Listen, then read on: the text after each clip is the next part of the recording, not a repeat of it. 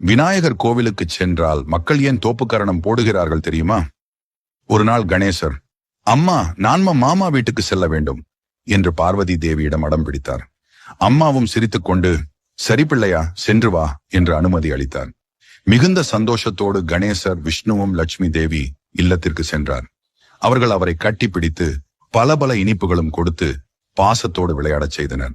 சிறிது நேரம் கழித்து விஷ்ணு தன் சுதர்சன சக்கரத்தை அருகில் வைத்து தூங்கினார். அப்போது கணேசர் அதை பார்த்து, அடடா, என்ன பளபளக்கும் அழகு, சாப்பிட்டால் எப்படி இருக்கும் என்று நினைத்து துதிக்கையால் எடுத்து வாயிலே போட்டார். அதே நேரத்தில் அரக்கர்கள் பூமியை தாக்க தேவர்கள் அனைவரும் ஓடி வந்து விஷ்ணுவிடம் உதவி கேட்டனர். பதறிய விஷ்ணு எழுந்து பார்த்தார். சக்கரம் இல்லை. அவர் கவலையுடன், சுதர்சனா, எங்கே போனாய் என்று கூவினார். அப்போதே, ஐயோ, என்னை காப்பாத்துங்க என்ற குரல் கணேசரின் வயிற்றிலிருந்து கேட்டது. விஷ்ணு எவ்வளவோ கேட்டார், கணேசா, சக்கரம் வெளியே விடு என்று. ஆனால் கணேசர் எந்த பதிலும் அளிக்கவில்லை. அப்போது சிவபெருமான் சிரித்துக்கொண்டு, இப்போ உனக்கு சக்கரம் வேண்டும், அதுவும் கணேசனிடம்தான் இருக்கு, அவனை மகிழ்வி என்று விஷ்ணுவிடம் கூறினார்.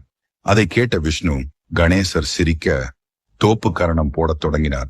அதை பார்த்த கணேசர், மாமா ஏன் இப்படி பண்றாரு என்று வாய்விட்டு பெருசா சிரித்தார்.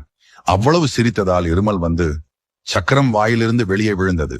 விஷ்ணு நிம்மதியுடன் அதை எடுத்து, உனக்கு ஒரு கும்பிடு சாமி, இனிமேல் யாரும் உன்னை மகிழ்விக்க வேண்டியிருந்தால் இப்படித்தான் தோப்பு கரணம் போடுவாங்க என்று கூறினார்.